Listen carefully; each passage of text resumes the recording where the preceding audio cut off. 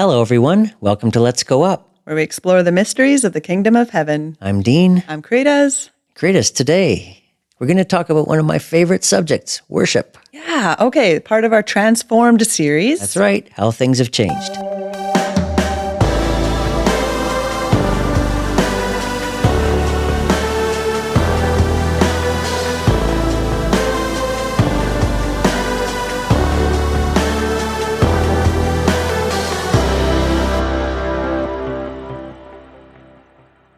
We're back. We're back. Talking about worship today. Yes, you have a very special place in your heart for worship. I sure do, yeah. Yes, I think Jesus does too.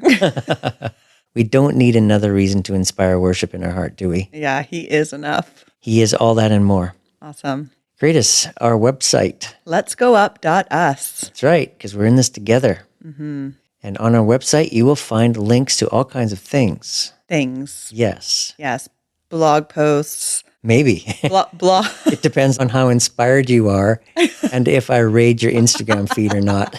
Okay, yes. So we've got links to all the different viewing and listening platforms, and we've got some ascending tracks, some soaking music. Super awesome. So check that out. And if you are encouraged by today's episode, consider hitting like, share, subscribe, and the notification bell if you want to be notified. So good. We want to welcome you if you're joining us on Grace Awakening Network. Welcome. We're new to the crew, but we're glad to be here. Mm-hmm. And also, if you're joining us on any kind of other platform like YouTube or podcast streaming. Alrighty, back on track, worship. I love to worship. I know you do as well. Mm-hmm. You were a worshiper. Yeah, should we just start this episode with maybe a little song, sing along or something? Right. I know you've been trying to get me to sing, and I know that this seems to be the perfect opportunity for you. I'll start. Hallelujah. Okay, how things have changed in worship. So we're going to kind of go back a little bit and see how worship unfolded and looked, and what happened when Jesus came and decided to just flip everything over. He really flipped this one. Yeah. Worship used to be, bloody. For lack of a better word, yeah. The first time that we sort of see worship in the Bible, you see this excerpt of Cain and Abel bringing their offerings before the Lord. Mm-hmm. Yeah. Things got weird. Didn't go so well. Yeah. But you know what? It might be comforting to any worship pastors or leaders that might be tuning in that the first argument in the Bible started over worship. Oh my goodness. All right, so I do have a really bad joke to tell. Yes. Lay it on me. A worship joke. Okay. The worship pastor looked at the piano and the organ, and he thought, why are they sitting on opposite sides of the church? If they were side by side, there would be good communication, a good flow between them. Why wouldn't we do that? So he moved the piano over beside the organ, and the next day they fired him for it. So he came back to visit that same church 2 years later, and he noticed that the piano was beside the organ. And he said to the new worship pastor, how did you do that? They fired me for doing that. Yeah. The new worship pastor looked at him and said, every week, 1 inch at a time. Yeah.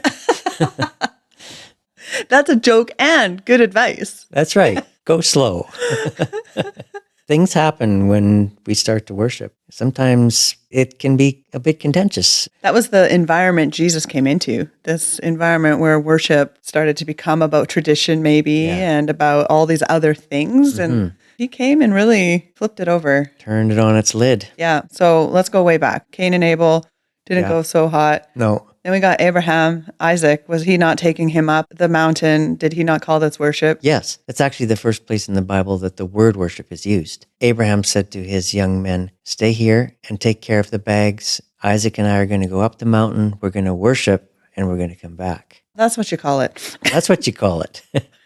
Anyway, he gave it a name. That was the first time you see the word worship in the Bible. There's a lot more synergy to that story than we even realize. The mountain that Abraham went onto, Mount Moriah, is actually the current Temple Mount. Oh, wow. Yes. So it's where the temple ended up being in Jerusalem. Back then, it was just a mountain with trees on it. But now it is actually the Temple Mount of Israel. The symbolism of Isaac carrying the wood, Jesus carrying the cross on his back. The whole thing is just crazy. Yeah, so it all started with this walk up a mountain to worship the Father, and then another walk up a mountain. It's so easy to see Jesus dying on the cross and it being about us and what he did for us. But when you see that he went up there and it was an act of worship, there's so much more to this, you know? I don't think Abraham realized that day what he was doing. I don't think he realized that because he did what he did, it opened the door for the Son of Man to come and do what he did. Oh, you know, and that's such a powerful reminder when the Lord asks us something and offers this opportunity to do something with him or be obedient in a certain area. We might never know how vital that is. What actually impresses me about Abraham is how it says he got up extra early. He didn't even hesitate. So oftentimes when God speaks to us and asks us to do something, we hesitate, right? But Abraham, he was right there. He got up early. It says he cut wood and away they went. Yeah. And this was after waiting how many decades for this child? We end up often turning an answered prayer into an idol. Now it finally happened, so I'm going to hold it close. Yes. But when God said, okay, I want you to take this answer now and meet me on that hill, to not even hesitate, like talk about love and talk about trust.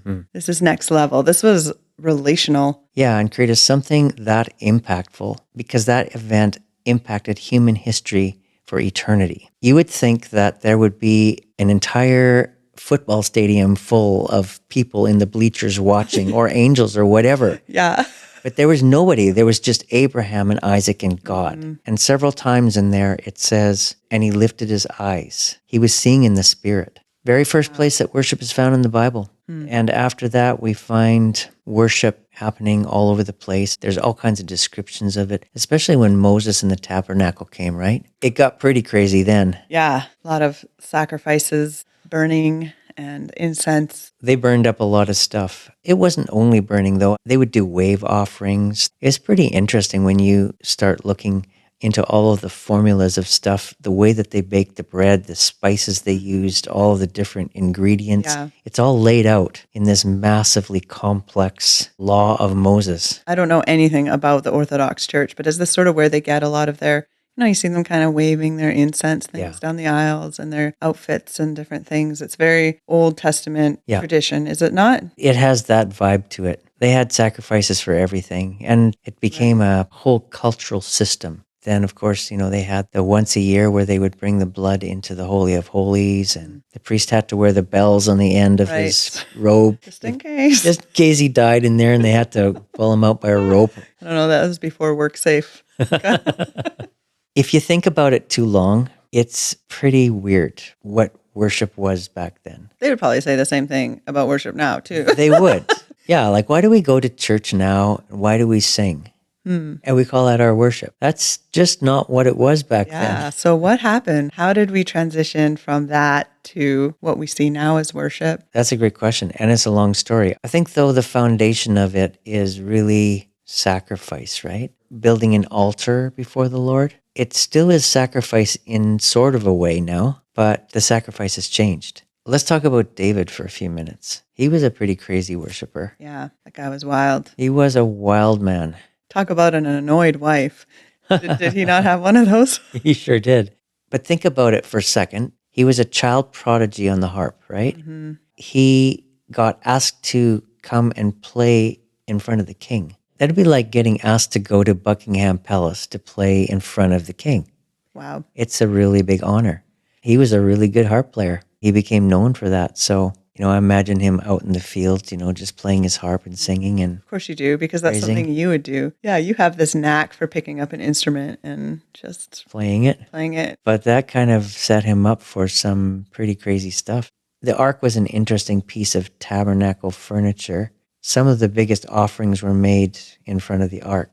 That's where they would bring the blood and stuff into that Holy of Holies. One time the Israelites went out to war and they were getting beat badly, so they decided to bring the ark out of the temple to the front lines of the battle to see if it would help them win. Instead, the Philistines captured it. Got it. They took it to the city of Gath. They put it in their temple, and all of the gods in their temple fell over on their faces and broke. And then all kinds of plagues broke out Yeah. And it didn't go well for them. So they did not go as expected. no, so they called a town hall meeting and said, what's the problem here? And some wise prophet said, it's because we have the ark. We better get rid of it. So they set it on a cart, hooked 2 cows up to it, gave the cows a slap on the butt, and the cows pulled the ark back towards Israel. And once it crossed the border, the cows stopped pulling. So then some random people saw the ark there and they're like, hey, look at the ark. Think Raiders of the Lost Ark. So they went and they opened it up and they looked inside. Did not go over well. Yeah. So they got discouraged with that idea and they put it on a rock in some priest's yard, and he cared for it for quite a few years until David came along. And David, since we've just had elections in the USA and also in Canada, this was his election campaign. I'm going to bring the ark home, right? So when he became king, one of the first things he did was try to bring the ark back to Jerusalem. And so then we have the story of him bringing the ark and him dancing. That's what you were talking about. Mm-hmm. That's when his wife got a bit upset. There was always something in David, it seems, where his heart was in the new creation timeline. Yes. But he was back in the old. Everything he cried out for, you read throughout his poetry and his songs, he's crying out for what Jesus made available, what we have now. And you see this with the ark. There was something about the ark and what was in the ark and worshiping the Lord that people in that time weren't aware of. Like he was seeing something or feeling something or experiencing something that was unheard of in the culture around him. Yeah. I love the way you put that. He was a new creationist at heart, not even knowing what new creation realities were yet. Yeah. And I feel like there's a lot of people on the earth right now who are similar to David in that they have this heart that's very heavenly and kingdom oriented, but it's not what they're seeing around them. So they might feel kind of out of place. Yeah. But they will see, just like David did. So it's okay to kind of feel misplaced. That's not always a bad thing. Well, that's what David was. He was ahead of his time. He was a leader that saw prophetically and pulled a reality into his timeline that shouldn't have been there. Yeah, that joy that was set before Jesus, I think, was a big part of the joy that was in his heart in that moment while he was dancing before the ark. Yes. Those of you listening or watching, you have to realize what a radical, bold, crazy move this was. Because the ark was the central piece of tabernacle furniture. It was not to be messed with. The first time they tried to bring it into Jerusalem, I think they tried to have it pulled on a cart. The cart swayed and somebody put their hand up to try to steady it. Yeah. And there were other times too. There was a time back in the days of Moses where some guys tried to burn some strange incense in front of it. It just never went well. It was always disastrous. It was very central to the tabernacle and to the worship system that was there. It was the most holy thing. Yeah. And what was in it again? There was a rod that budded.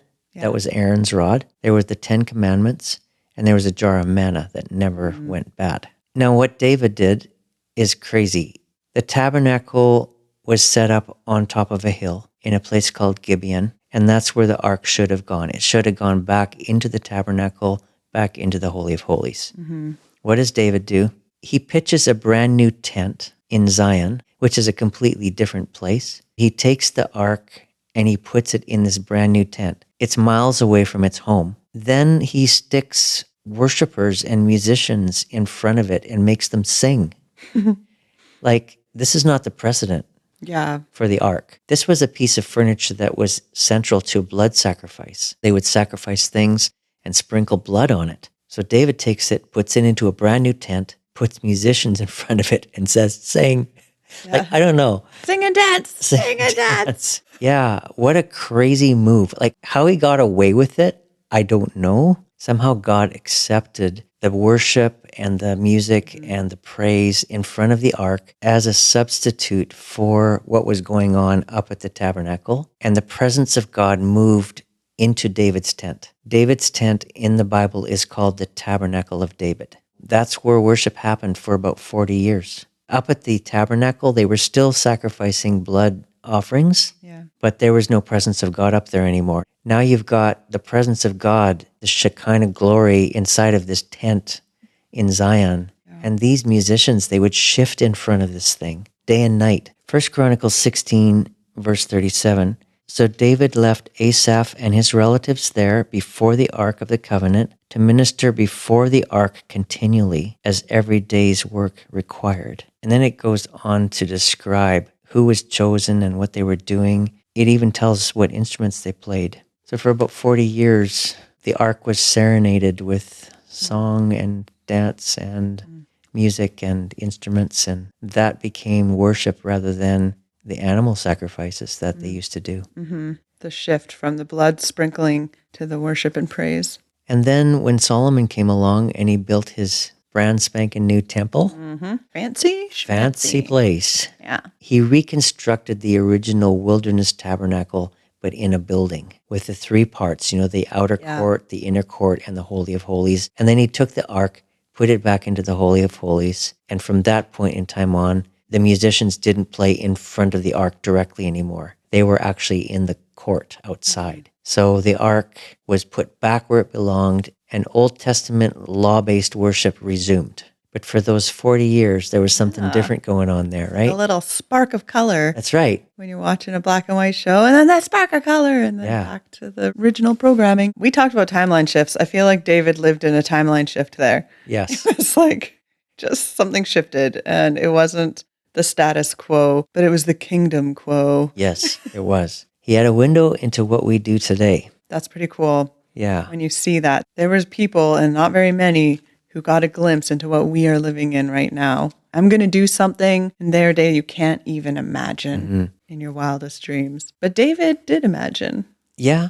Somehow he took a calculated risk and he pulled it off. Yeah. God didn't strike them dead for doing something strange in front of the ark. Yeah, it was pure, right? It wasn't from a place of fear or people-pleasing. There was no self in it. It was just this pure worship. Yeah. I've often imagined what it would be like to be in that ark tent of David's and play a shift in front of it. Yeah. Yeah. I wonder where he got these people. It actually names them, and it tells how many. It says there were 288 people left there. And they did this in shifts, day and night. It tells how it was a mixed age and also mixed skill levels. So there were mentors and people being trained, and the old and the young alike, everybody in front of the ark. Wow, that's epic. It is pretty epic, yeah. Moving along. Our story, timeline of worship here. Once Solomon took over, it changed. It kind of went back to where it was before, except in a brand new fancy tabernacle, right? Carved pomegranates. Oh, yeah. Very fancy place. There was a lot of gold and silver. Some people have estimated the value of that tabernacle in the $500 billion mark. It was the wonder of that era of the world, for sure. So it stayed the same up until Jesus arrives on the scene. Yeah, up until Jesus came, that's what was going on. They were doing those feasts and those sacrifices. That's what worship was to them. So then Jesus comes along, meets a woman up at a well who wasn't feeling super great. And he said some things that made her irked at first. He calls her out a little bit. Where's your husband? I don't have a husband. Yeah, that's right. You don't have a husband. You've had 5 husbands. And you're not even married to the man you're living with now. You certainly spoke the truth.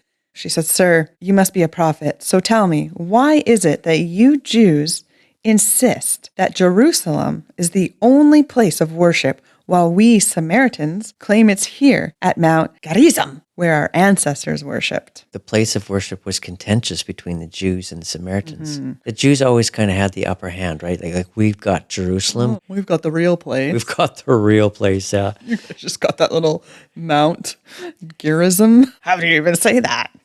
The well that Jesus met her at was one of the wells that Jacob dug when he was passing through that land. It was kind of their claim to fame. Well, Jacob dug this well. They worshipped in that area on one of the mountains, but the Jews worshipped in Jerusalem. And so where are we supposed to worship? And Jesus completely silenced the critics. His answer was stunning. Okay. Jesus replied, Believe me, dear woman, the time is coming when it will no longer matter whether you worship the Father on this mountain or in Jerusalem. But the time is coming.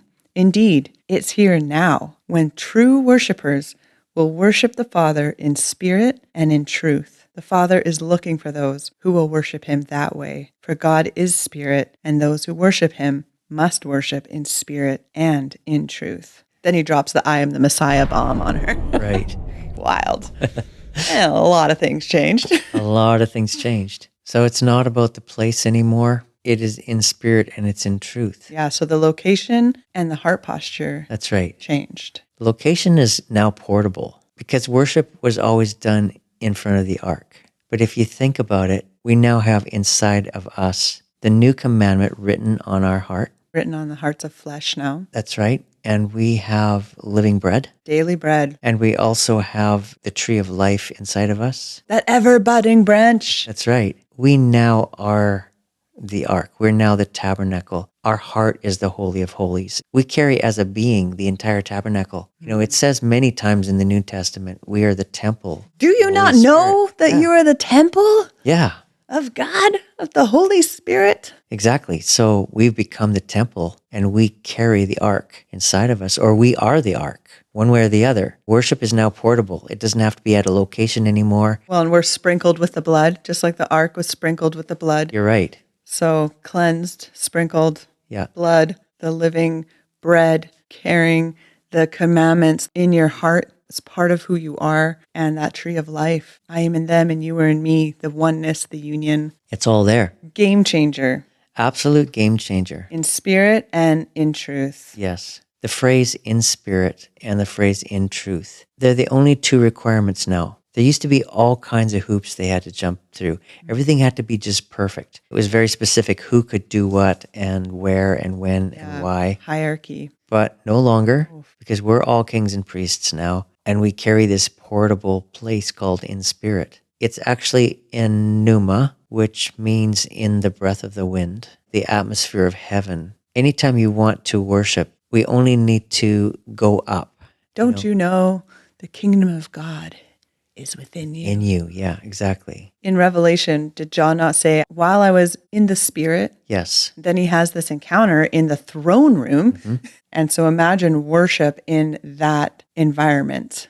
Let's read that. Let's go there. Oh, we're going there. We're going there. We're going to Revelation chapter 1. In verse 9, I, John, your brother, was on the island called Patmos because of the word of the Lord and the testimony of Jesus. And then it says, I was in the Spirit on the Lord's day. That phrase, in the Spirit, it's the exact same Greek phrase, en pneuma. So I was in spirit on the Lord's day, and I heard behind me a loud voice like the sound of a trumpet. And then he's called up and he's given a message for 7 churches, and he sees Jesus. And then immediately after the messages, it happens again. In chapter 4, after these things I looked, and behold, a door was standing open in heaven. And the first voice which I had heard, like the sound of the trumpet, speaking with me, said, Come up here, and I will show you what must take place after these things. Immediately, I was in spirit.